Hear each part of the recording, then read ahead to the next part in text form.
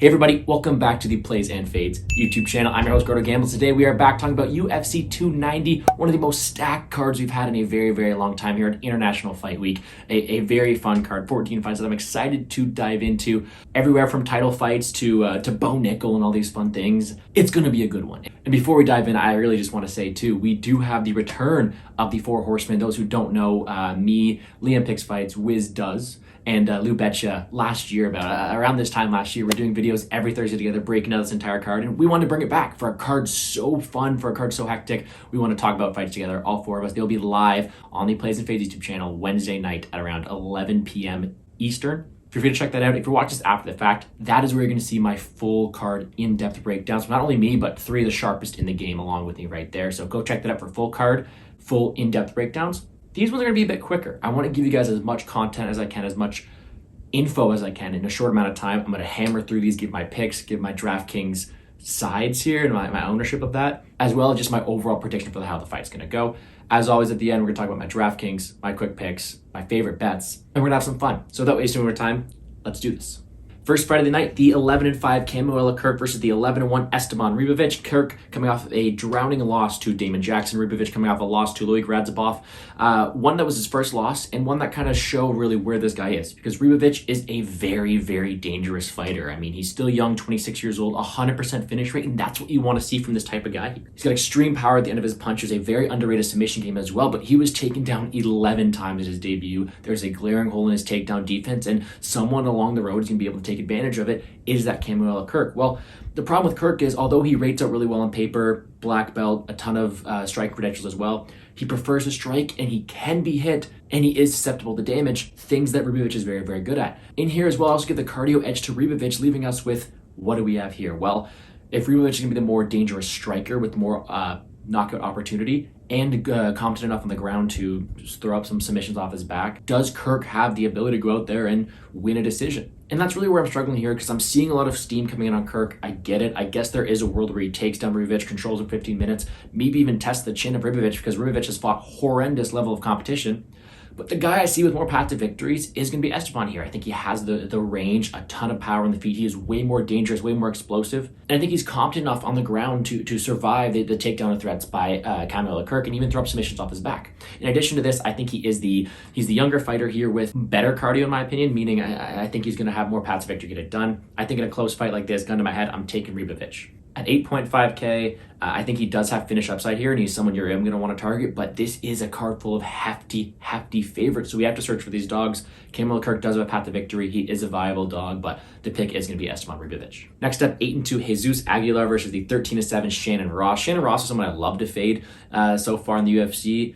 Kletzen Rodriguez was a big bet against him there, and he treated him accordingly. Ross can be knocked out. He does have a decent offensive skill set, but he struggles a bit with the durability and cardio. Aguilar isn't really the type of guy who's going to go out there and knock out Ross. I mean, he's got these short T-Rex arms, not the most power, but he's competent on the feet. But his bread and butter is the grappling. Great submission game, great guillotine, actually. He threatened Taira, a guy we're going to talk about later, in that as well.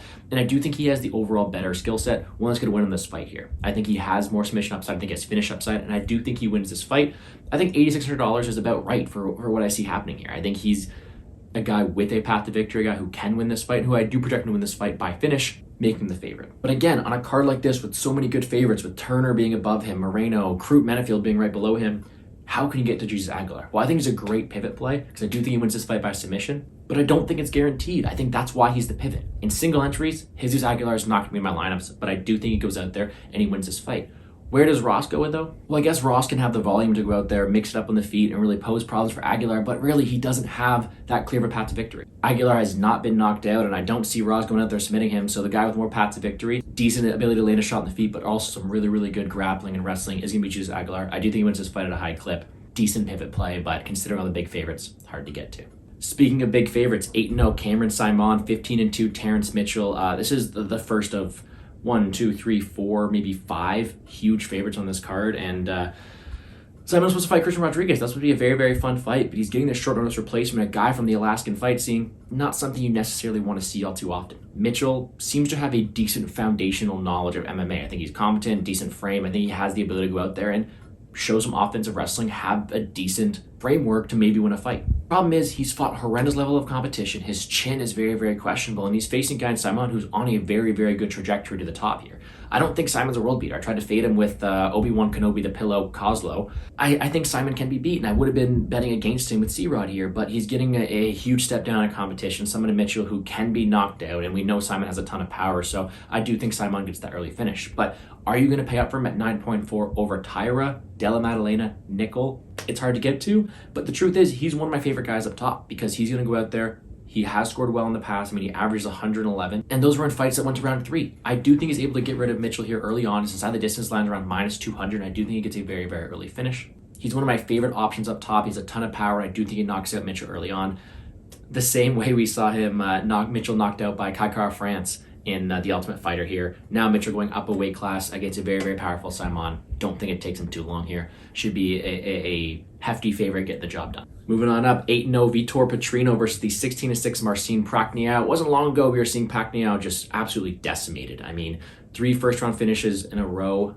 First-round finish losses in a row, to Alvi, Ankalaev, and Rodriguez. Then bounced back against Roundtree, didn't show up that day. Ike Villanueva, and William Knight, who threw 8 punches. Prachnio's had a decent lay of the land recently. He's got pretty lucky, but now he's facing an absolute killer here in Vitor Petrino. I think Petrino gets him out of there. I think he adds another finish log to the record of Prachnio here. He can do it multiple ways. He's very, very powerful, explosive on the feet. I think he can find the chin and knock out Prachnio very easily, but he showed a pretty aggressive ground game last time out. He scored 116 points, landing 7 takedowns of his own right, including some reversals, and I do think he has the ground edge there. The same way Linz was able to control Prachnio, I think Petrino can do that as well. What I love about Petrino is he's a finisher, man. Very, very dangerous. One of the most athletic guys we've seen in this division. And although he can be hit, he seemed to be pretty durable in his own right. I think Petrino has way more power here, way more athleticism, way more grappling control here. And although Prachnio could point fight his way to a decision here, I don't see it being all too likely. I think Petrino is a very, very good option this week. And I think he's kind of going overshadowed by the Nickals, Maddelenas, Tairas, and Saimaans of the world. Petrino has a very, very good path to victory. I do think he can go out there and score very, very well. He needs a bit of a salary relief amongst these top guys. Is he as certain to get it done? Probably not, but I do think his win condition could score very well. We've seen Prachnio knocked out in the first round before. I wouldn't be surprised if Petrino does it here. Give me Vitor Petrino. And then we get to Taira, 13-0 Tatsitsu Taira versus the 10-4 Edgar Chiarez. Catchweight fight. And again, I am going a bit fast here, trying to get all this information here. 14 fights, so please hit the like button down below, subscribe to the channel. But Taira is one of the most highly touted prospects here. We got robbed of seeing him a couple weeks ago. Hopefully we've seen him fight here.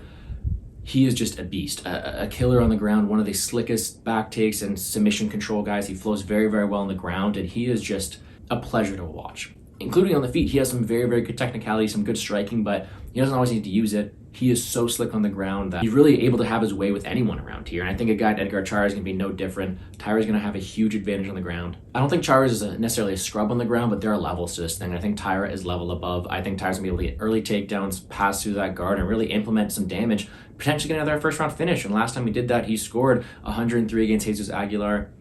I do think Taira has one of the highest ceilings on the slate and also is one of the safest options. There are 4 fighters at the top who are just minus 500 or better, and I do think that he's one of these 4 projected to do very, very well. And being a grappler, the takedowns could go out there and lead to a very, very hefty score. I love Tatsitsu Taira. I think he wins this fight pretty easily. I'm probably betting him inside the distance. Chiarez has been submitted in 2 of his 4 losses, and I think it's going to be a third here. Give me Taira all day. And then we get a rematch. Jimmy Crute, 12-3-1 versus the Alonzo Menifield, 13-3-1. That one coming from each other. I broke this down, when was this? Last year in the Australia card, I think it was. A very, very interesting matchup, one that I predicted violence and landed in a draw. That wasn't fun, but we saw Menifield almost murder Jimmy Crute early on. Certain refs could have stopped it. They didn't. They allowed Crute to battle back and get takedowns and make it a draw. And the truth was in that first round, Menifield looked like an absolute beast. He was an underdog, and he looked great. He was able to stop the takedowns, land the more damaging shots, and really put Jimmy Crute in the ropes, but he tired out. That could be him going for the finish and not getting it. That could be him not being conditioned enough, but truth is, early on it was Menifield, later on it was Crute, and that's kind of how I see this one going down. I think, gun to my head, I'm still going to lean with Jimmy Crute. He was a favorite for a reason last time, and although he got bonked, he has more path to victory. But I think this is truly a 50-50 fight. Either Menifield gets him out of there round 1, or Crute takes over down the stretch. Both of those opportunities scoring very, very well. Crute is a very, very apt grappler on the ground. I think he could even finish Menifield early on if he wanted to. He scored 138, 117 before. He has a high ceiling. but he's risky. I mean, he could be knocked out early on. He could score 0 points, and that could give another high-scoring first-round finish to Menifield, the same way he scored 122 against Mazarov, 103 against Zurkanov. The power for Alonso is there. I do think his path to victory is early against Crute, and it's not out of the picture. But if he doesn't get him out of there early, I do think Crute's takedown threat, cardio, really wanes on the gas tank of Menifield, and Crute takes over down the stretch. For that reason, I want this fight from both sides on DraftKings. I think it is a very pivotal matchup to call, but a 50-50 one. Gun to my head, I'm taking Crute, but would I be surprised if Menifield bonked him in the first round? Definitely not. Very, very fun fight. Give me another violent spot here, though. And then the 10-0, Jauregui versus the 7-2 Denise Gomes. Denise Gomes pulled off a nice upset last time, cashed some underdog tickets, and now she's sitting at a huge underdog price tag as well. This is a fun fight between two fighters with a ton of resiliency, a ton of heart, and who are on an upward trajectory right now. Now, let me get this straight. Gomes by no means is a world beater. I bet against her last time. Horrible bet on my part, but there's holes in Gomes' games. There's a ton of volume, some decent power, and some great cardio, but she can be taken down. She blocks punches with her face, and she's going to be losing a lot of these fights at this division. There's been fights where she's been out there and been absolutely dominated, and I think this is a path to victory for anyone she goes against. Horrible takedown defense, horrible striking defense. She's purely an offensive-minded fighter, but a good one at that. And I think that's kind of why we like seeing her fight here. Jauregui, I think, is just going to be levels above her in a lot of these spots here. The problem is, if Jauregui decides to just stand and bang, it could look like a very, very close fight. Now, I still think Jauregui wins this fight a lot of the time. Not only does she have the grappling to cause problems for Gomes if she decides to go there, but I think she's the far more technical striker defensively as well, winning the optics there. And I do think she wins this fight at a very, very high clip. The question is, how does she do it? On a card with all these hefty favorites, it's so hard for me to get to Jauregui, even though it's going to be an extremely fun fight to watch. I mean, in a fight where she stands and bang, her ceiling is nowhere near the people above her, and for that reason, I'm not getting to her as much. I think there's a clear path to victory. I think she should shoot takedowns. I think she should destroy Denise Gomes here.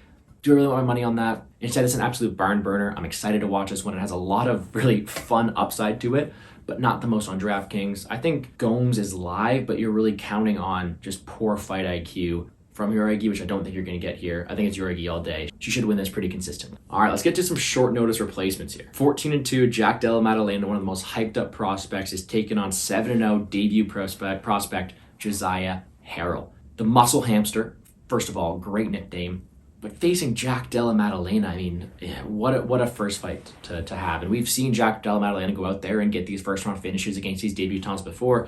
It's no easy matchup. Della Maddelena is a terrific striker, very, very talented. A ton of power, a ton of ability to mix it up, and some good volume as well. And he has scored well on DraftKings, averaging 114 across his 4 wins, all of them scoring over 106 points. Now, yes, Harrell, 7-0, 100% finish rate, looks decent overall skill set, but way too big of a jump up in competition. His striking is nowhere near the level of Della Maddelena, and I don't think he has the strength to take down and control Jack over a long period of time.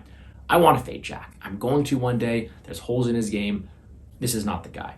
Jack is a far superior striker. I think he has the ability to win this fight at multiple levels. It's just, does he outscore the people around him? And although Harrell's is level below, and I think Della wins this fight a large majority of the time, how often is it round one? How often does it score above 110 points against a guy we've never seen finish before, right? So for me to say he's going to go out there and outscore Nickal, Taira, and Saimaan for sure is a bit of a stretch.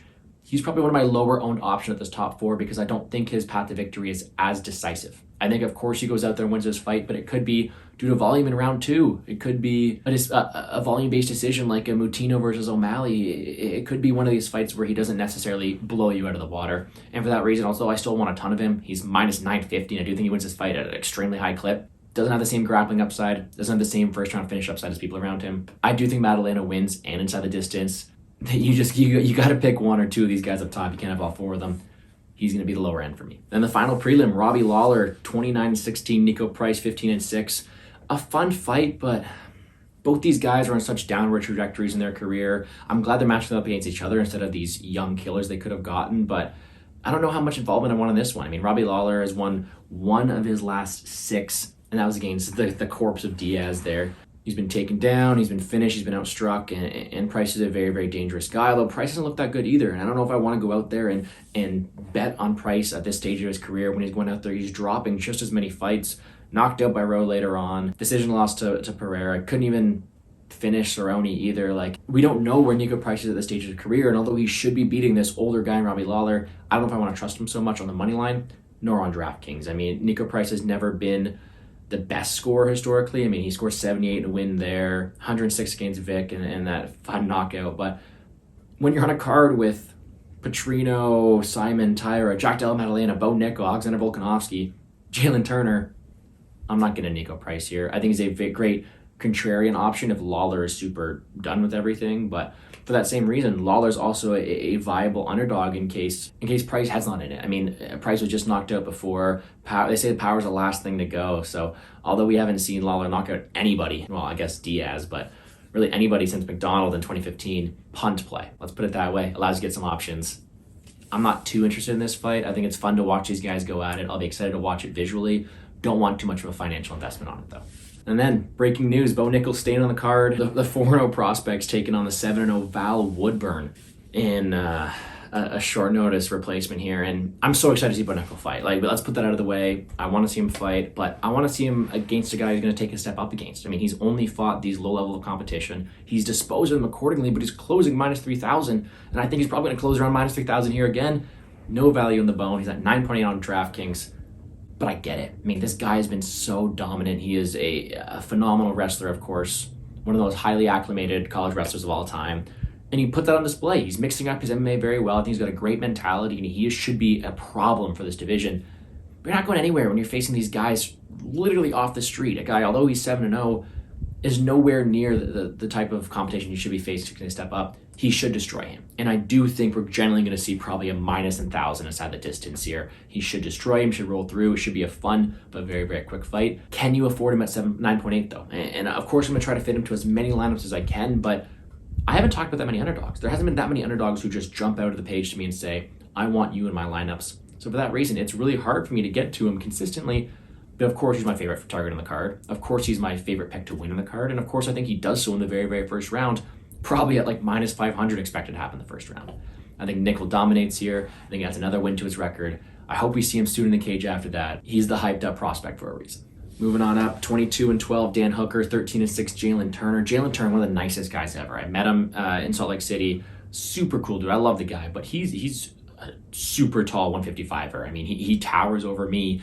And I'll tell you, I weigh a bit more than 155 too. Great frame, a ton of athleticism, great length in his punches, a ton of power, very technical, and a decent ground game as well, a very decent one at that. And there's a reason why people were going out there and shooting on him so often. There's a reason why so many people were backing him against Gamrot, and it's because he is a very talented fighter going upwards in the standings, whereas Hooker's kind of going the way down. I mean, Hooker's fought some tough level competition, but he struggled there, knocked out by Allen, submitted by Makhachev, although there's no shame to that, but knocked out by Chandler in the first couple minutes.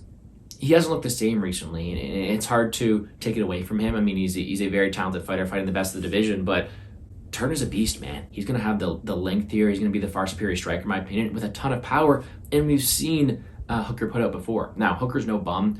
I just think it's hard for me to see a path to victory for him. Is he going to knock out Turner? Well, probably not. Is he going to out-grapple Turner? I think Turner's very capable on the ground. And does he have the power to win the optics against Turner? I don't think so. And although I love Dan Hooker, one of my biggest bets of all time was against him, against Claudio Puelles, I think it's Turner's season. I think Turner's on the up and up. I think he's a great option to target on DraftKings because he is such a finisher. I mean, he scored 116, 106, 112, 125, 108 in his wins. Very, very dangerous, super lanky, super athletic. I think he gets another finish win here. And I'm excited to see how he carries on in the future. Very, very fun prospect, Jalen Turner, and even a nicer guy. And then we get Robert Whittaker, 24-6 versus the 19-12 Dricus du Plessis.